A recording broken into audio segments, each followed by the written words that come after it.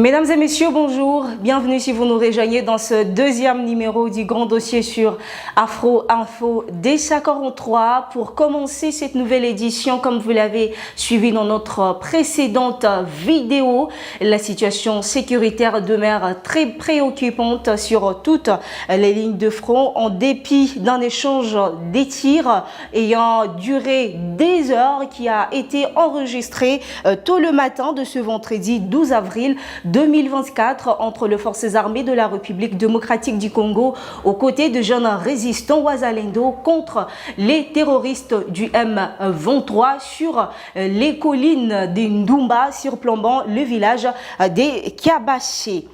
Et quelques heures après la présentation de présumés auteurs de l'insécurité qui prévaut dans la ville de Goma par le maire de Goma, le compte rendu du conseil extraordinaire du gouverneur provincial du Nord Kivu. Hier, jeudi 11 avril 2024, le gouverneur militaire Peter Chirimwami a déploré l'insécurité devenue récurrente dans la ville de Goma tout en mettant sévèrement en garde le militaire FARDC démobilisé et les jeunes résistants Wazalendo incontrôlés qui seront attrapés en divagation dans la ville de Goma. Et toujours dans ces cadres, le conseil communal de la ville de Goma a exigé hier la plus haute peine aux auteurs de l'insécurité dans la ville.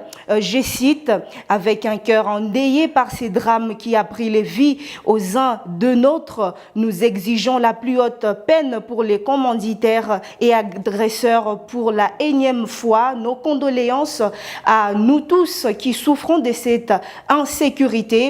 Note un communiqué signé par 11 conseillers de la ville de Goma. Et dans un autre chapitre, le général-major Justine Jéchi sensibilise pour que les femmes puissent intégrer les forces armées de la République démocratique du Congo. Je cite, nous sensibilisons parce que notre armée a énormément besoin de cadres et surtout des cadres filles et femmes pour l'encadrement des troupes, a déclaré jeudi le général-major Justine Jéchi. Point focal genre au sein de forces armées de la République démocratique du Congo. C'était lors de la campagne de sensibilisation de jeunes filles intellectuelles à intégrer les FARDC à l'Institut supérieur de Bukavu au sud Kivu.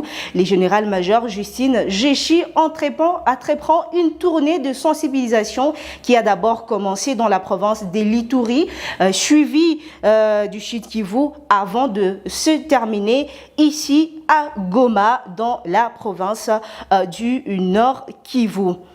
Et puis parlons à présent de Nicolas Kazadi. Le ministre nous a révélé via son compte X, d'après des informations militaires, policiers et enseignants ont été payés au courant du mois de mars 2024. Certaines banques qui paient les fonctionnaires relèvent des autres régimes. Ils seront au plus tard payé le mercredi 17 avril 2024. Les dépenses de sécurité ont exercé une fois de plus une forte pression sur la trésorerie de l'État durant le premier trimestre 2024, a souligné Nicolas Kazadi, le ministre de Finances. Et puis parlons à présent de l'attaque de bateaux civils sur le lac Kivu. Les armateurs ont dénoncé la volonté de l'ennemi et des terroristes M23 qui visent les objectifs civils. Je cite, nous avons eu peur pour notre bateau touché récemment par les bombardements de terroristes M23 dans notre site de Minova. Alors nous avons jugé bon de le faire évacuer ou le faire garder de l'autre côté parce que nous avons vraiment très peur au risque de faire noyer notre engin, a déclaré à la radio Okapi Alfred Gentil Kibuntu. Et la Première ministre Judith Suminwa Tuluka poursuit les échanges avec les différents membres du Présidium de l'Union sacrée pour la nation. Ces consultations se font en vue de la formation du gouvernement.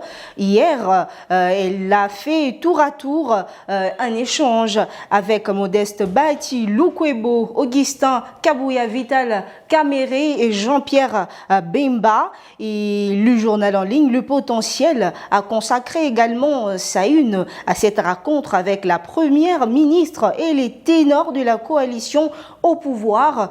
Croit savoir que les discussions ont notamment porté sur la taille du futur gouvernement. Ne me faites pas tarder, aurait déclaré Judith Tuluka lors des échanges que la Première ministre a eus avec le chef de l'Union sacrée, selon les témoignages recueillis par l'agence congolaise de presse. Toujours selon les indiscrétions recueillies par l'agence congolaise de presse, la nouvelle Première ministre, qui a un background de technocrate, n'attend pas se soumettre au rythme de politique pour la mise en place du gouvernement. Sur un tout autre registre, celui de la diplomatie, l'Ukraine tend la main à la République démocratique du Congo, affiche Assaïn. La tempête de tropique, le journal revient sur le réchauffement de l'axe Kinshasa-Kiev avec l'ouverture mercredi dernier de l'ambassade de l'Ukraine à Kinshasa, qui laisse présager des perspectives de coopération technique, économique, diplomatique et militaire, a souligné ce tabloïd.